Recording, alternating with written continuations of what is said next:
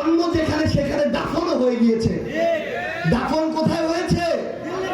প্রশাসনকে আমরা বিগত 16 বছর ধরে দলীয় প্রশাসন হিসেবে পেয়েছি। শেখ হাসিনা এই কাজটা করার কারণে তার যেটা পরিণতি, বাংলার ইতিহাসের 800 বছরে এই শেখ হাসিনা ছাড়া কেউ আর এভাবে ভয়ে দেশ ছেড়ে পালায় যায় নাই।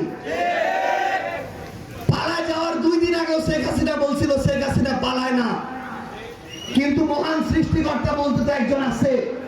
হাজার মানুষের গণহত্যাকারী, শত শত মানুষকে মিথ্যা মামলায় জেল খাটানো, হাজার হাজার মানুষকে গুম করা, এই একটা নরপিশাচ তো কোনোদিন ওই মহান সৃষ্টিকর্তার ন্যায় বিচারের বাইরে যাইতে পারে না।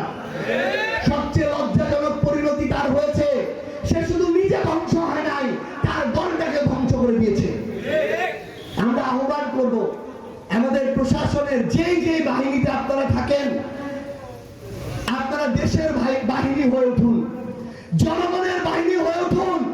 এক সরকার আজকে আছে, কালকে নাই, কিন্তু দেশ থাকবে, জনগণ থাকবে।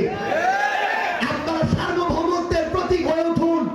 বাংলাদেশ নামক এই রাষ্ট্রটার সর্বাবস্থায় আপনারা সশস্ত্র একটা ফোর্স হয়ে উঠুন। আপনারা থাকবেন, দেশ থাকবে, কিন্তু যারা কান্ত্রিক আপনাদেরকে অপব্যবহার করার চেষ্টা করবে, তাদের ওই পতন এই বাংলাদেশে হবেই হবে ইনশাআল্লাহ। আমাদের ন্যায় ইনসাফের পক্ষের একটা রাজনৈতিক দল গড়ে তুলতে হবে।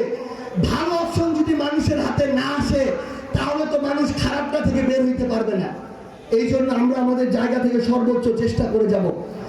আমি শুধু আজকে আপনাদের কাছে ওই বিএনপির সমালোচনাতেও গেলাম না। আওয়ামী লীগরা তো খুনি, স্বৈরাচার। এই বাংলাদেশে একটা গণহত্যা করে পালিয়ে গিয়েছে, 1000-এর অধিক মানুষকে মেরে। এটা তো সবাই জানে, দিনে দুপুরে প্রকাশ্য। তাদেরকে নিয়ে নতুন করে বলার কিছু নাই।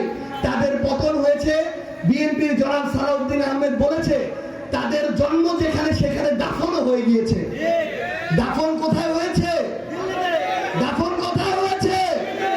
দাফন কোথায় হয়েছে? তাহলে দিল্লির একটা দল কি বাংলাদেশের মানুষের প্রতিনিধিত্ব করতে পারে? দিল্লির কোন দল কি বাংলাদেশে ক্ষমতায় থাকতে পারে? দিল্লির কোন দলের কাছে কি বাংলাদেশের সার্বভৌমত্ব নিরাপদ থাকতে পারে?